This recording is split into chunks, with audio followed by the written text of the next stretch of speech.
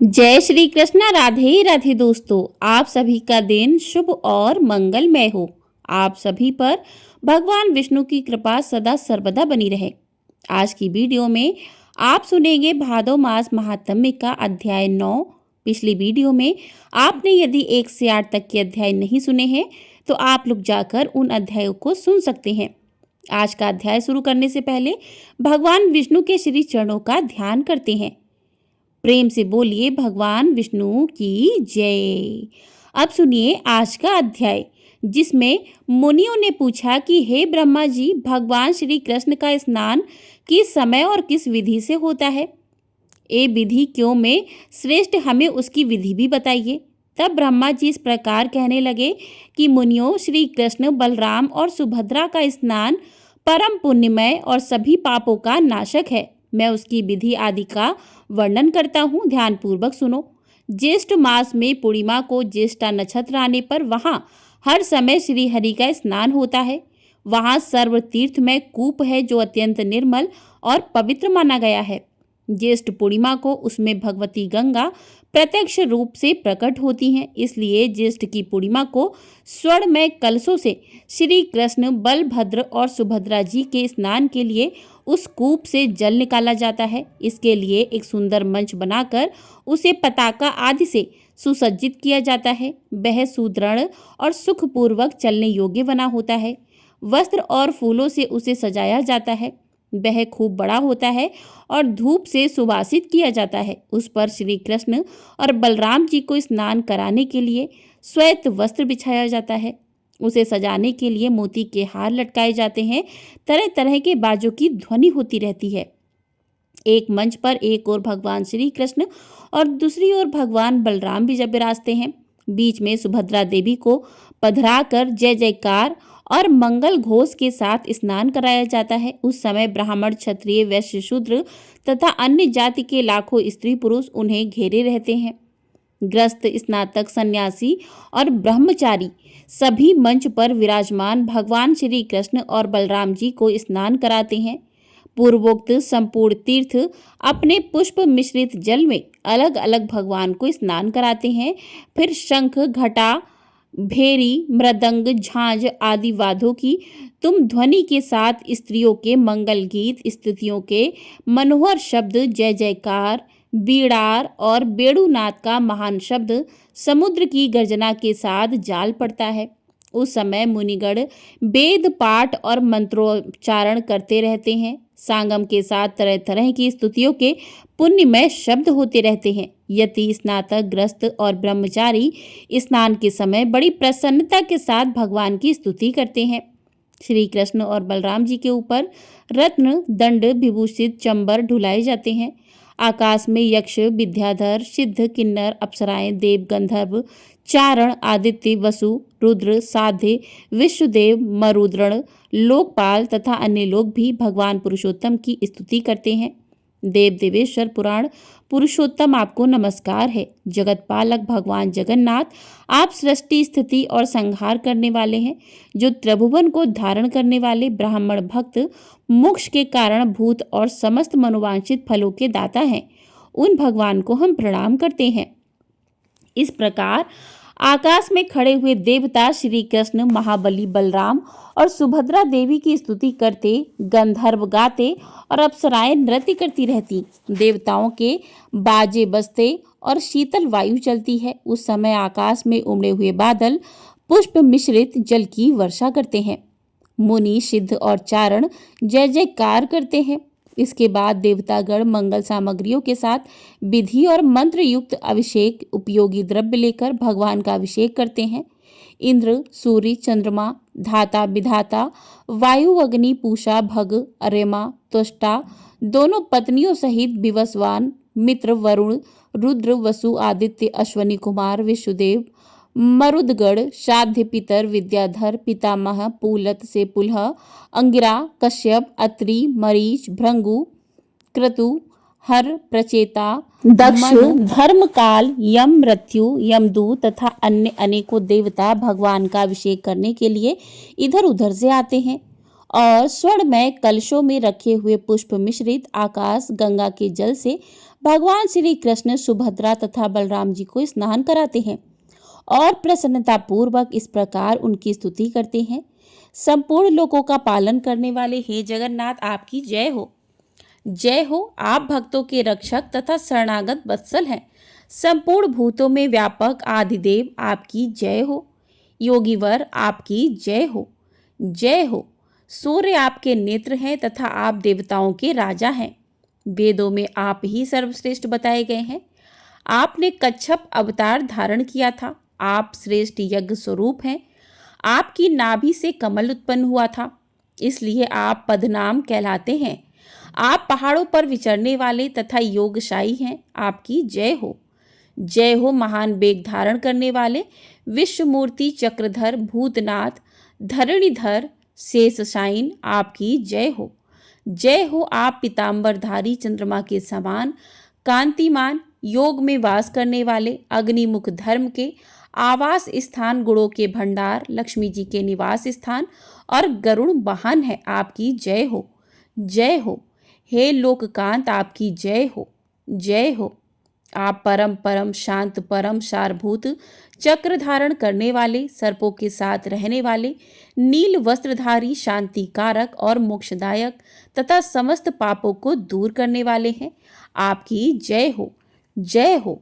बलराम जी के छोटे भाई जगदीश्वर श्री कृष्ण, आपकी जय हो।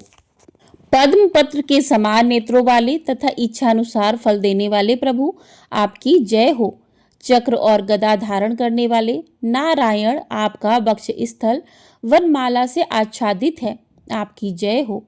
लक्ष्मीकांत विष्णु, आपको नमस्कार है। आपकी जय हो। इस प्रकार श्री कृष्ण बलराम और सुभद्रा जी की स्तुति, दर्शन और वंदन करने के बाद देवतागण अपने अपने स्थान को चले जाते हैं।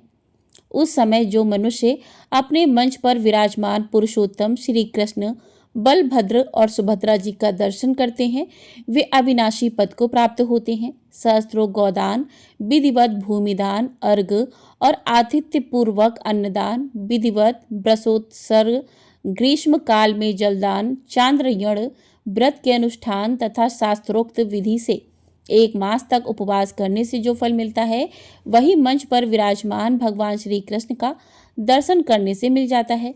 या फिर अधिक कहने की क्या आवश्यकता है। संपूर्ण तीर्थों में व्रत और दान का जो फल बतलाया गया है, वह मंचस्थ श्री कृष्ण, सुभद्रा जी और बलराम जी का दर्शन करने मात्र से प्राप्त हो जाता है। इसलिए स्त्री हो या पुरुष, सबको उस समय पुरुषोत्तम जी का दर्शन करना चाहिए।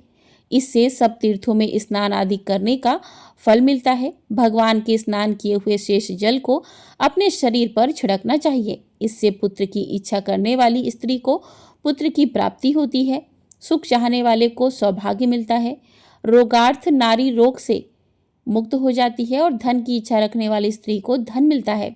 इसलिए भगवान श्री कृष्ण के स्नान भेष शेष जल को अपने अंगों पर जरूर छिड़कना चाहिए। वह संपूर्ण अभिलक्षित वस्तुओं को देने वाला है। जो स्नान के पश्चात दक्षिणा विमुख जाते हैं, होते हुए भगवान श्री कृष्ण का दर्शन करते हैं, वे निश्चय ही ब्रह्म हत्या आदि पापों से मुक्त हो जाते हैं।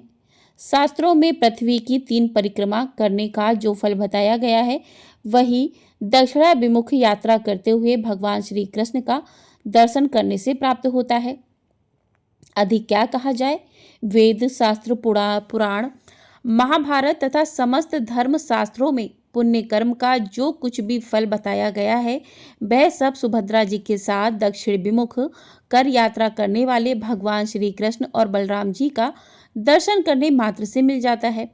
ब्रह्मा जी कहते हैं, हे मुनियों, भगवान श्री कृष्ण, बलभद्र और सुभद्रा जी ये रथ पर विराजमान होकर जब गुंडीचा मंडप की यात्रा करते हैं, अर्थात गुंडीचा नामक उद्यान मंदिर जो पुरी में इंद्रदुम्न सरोवर के तट पर स्थित है, इसके गुंडीचा, गुंडीगाचा, गुंडीवा आदि नाम से भी विख्यात है।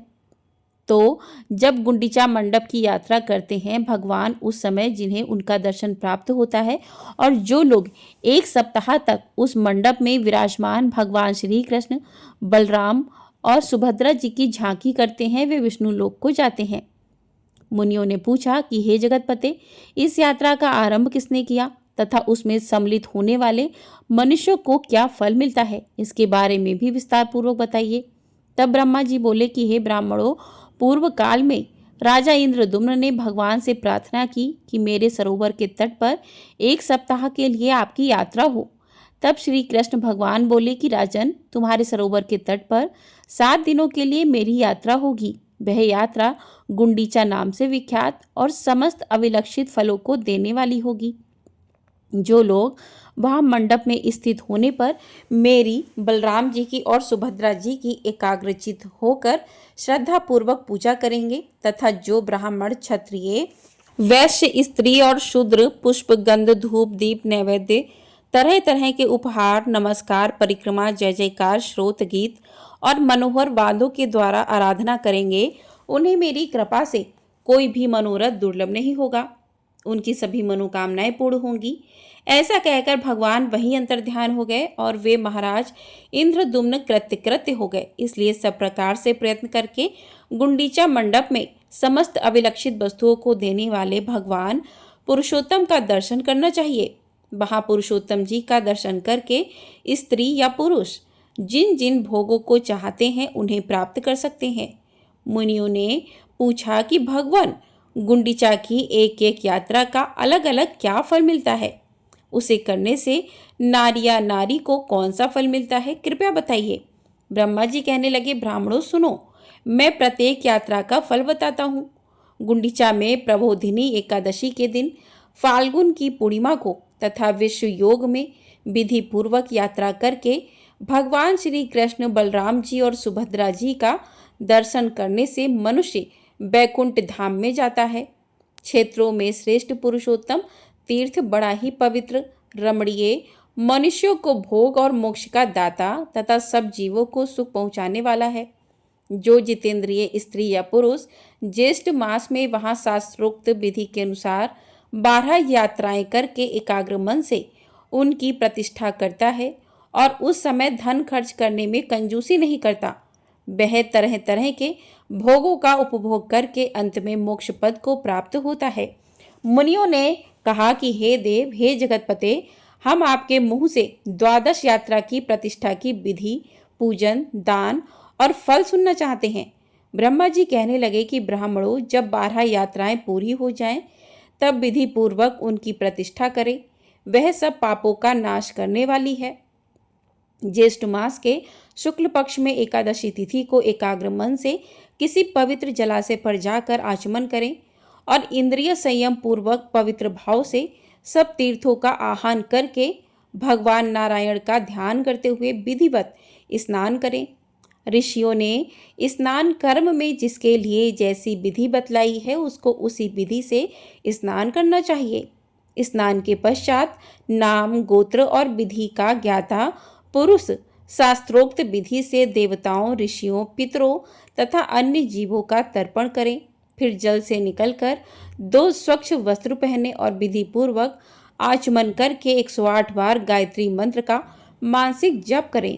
गायत्री सब वेदों की माता, संपूर्ण पापों को दूर करने वाली तथा परम पवित्र है। इसके सिवा अन्यान्य सूर्य संबंधी मंत्रों का भी श्रद्धा पूर्वक जप करना चाहिए।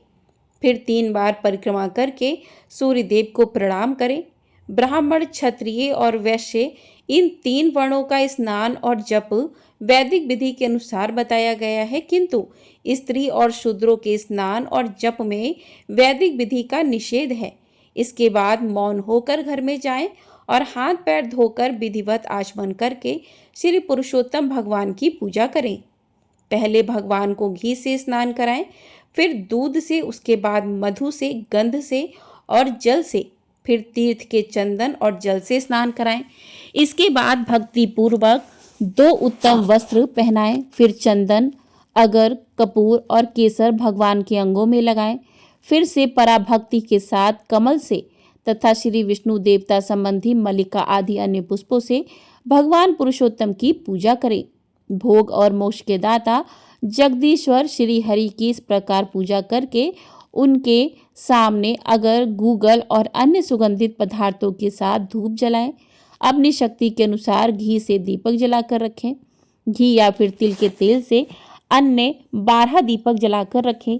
नैवेद्य के रूप में खीर, पुआ, पूड़ी, बड़ा, लड्डू, खांड और फल निवेदित करें। इस प्रकार पंचोपचार विधि से श्री पुरुषोत्तम भगवान का पूजन करके ओम नमः पुरुषोत्तमाय इस मंत्र का 108 बार जप करें।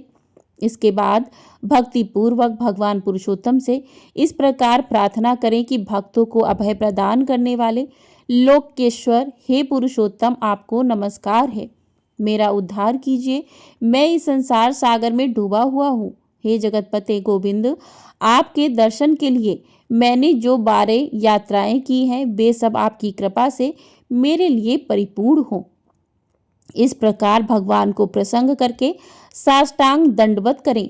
फिर पुष्प, वस्त्र और चंदन आदि से भक्ति पूर्वक गुरु की पूजा करें, क्योंकि गुरु और भगवान में कोई अंतर नहीं है। इसके बाद तरह तरह के पुष्पों से भगवान के ऊपर एक सुंदर पुष्प मंडप बनाएं। फिर श्रद्धा और एकाग्रता पूर्वक रात में जागरण करें। भगवान वासुदेव की कथा और गीत की व्यवस्था रखें। इस प्रकार विद्वान पुरुष ध्यान, पाठ और स्तुति करते हुए रात बिताएं। इसके बाद निर्मल प्रभात होने पर अर्थात सुबह होने पर द्वादशी को 12 ब्राह्मणों को निमंत्रित करें। फिर ब्राह्मण स्नातक, वेदों में पारंगत, इतिहास पुराण के ज्ञाता, क्षत्रिय और जितेंद्र होने चाहिए।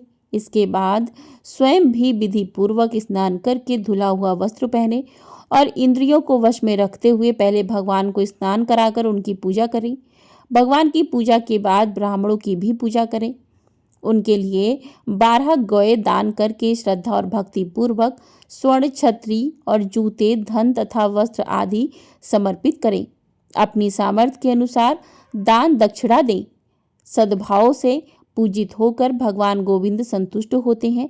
आचार्य को भी भक्ति पूर्वक गौ, वस्त्र, स्वर्ण, छत्री, जूते तथा कांसे का पात्र अर्पित करें। इसके बाद ब्राह्मणों को खीर, पकवान, गुड़ और घी में बने हुए भोज्य पदार्थ खिलाएं। जब वे भोजन करके तृप्त हो जाएं, तब उनके लिए 12 जल से भरे हुए घड़े दान करें। उन घड़ों के साथ लड्डू और यथाशक्ति दक्षिणा भी होनी चाहिए। आचार्य को भी कलश और दक्षिणा निवेदित करें। इस तरह ब्राह्मणों की पूजा करके श्री विष्णु तुल्य ज्ञानदाता गुरु की भी पूर्ण भक्ति के साथ पूजा करें। पूजन करने के बाद इस प्रकार कहें कि शंख, चक्र और गदा धारण करने वाले सर्वव्यापी जगन्नाथ एवं आदि अनंत से रहित भगवान पुरुषोत्तम मुझ पर प्रसन्न हो। ऐसा कहकर ब्राह्मणों की 3 बार परिक्रमा करें। इसके बाद मस्तक झुकाकर आचार्य को भक्ति पूर्वक प्रणाम करें। फिर प्रणाम के बाद उन्हें विदा करें। इसके बाद अन्य ब्राह्मणों को भी गांव की सीमा तक पहुंचा कर आएं। अंत में सबको नमस्कार करके वापस लौट आएं। फिर स्वजनों, बंधु बांधवों, अन्य उपासकों, दीनों, भिखारियों और अन्य चाहने वाले अन्य लोगों को भोजन कराकर फिर मौन होकर भोजन करें। ऐसा करके समस्त नर नारी 1000 अश्वमेध तथा 100 राजस्व यज्ञों का फल पाते हैं। और ऐसा करने वाला बुद्धिमान पुरुष सूर्य के समान तेजस्वी और इच्छानुसार चलने वाले विमान के द्वारा भगवान विष्णु के लोक में जाता है। हरे कृष्ण, राधे राधे। आज का अध्याय यहीं पर समाप्त होता है। इसके आगे का वृत्तांत आप लोग अगले अध्याय में जरूर सुनिएगा। आपको वीडियो पसंद आई हो, वीडियो को लाइक कर लीजिएगा। चैनल पर नए हैं तो चैनल को सब्सक्राइब भी कर लीजिएगा। आपको हमारे चैनल पर इसी प्रकार से भादो मास की कथाएं प्रतिदिन सुनाई जा रही हैं, तो आप लोग इन कथाओं को अवश्य सुनिएगा और अपना ढेर सारा प्यार भी ज़रूर दीजिएगा।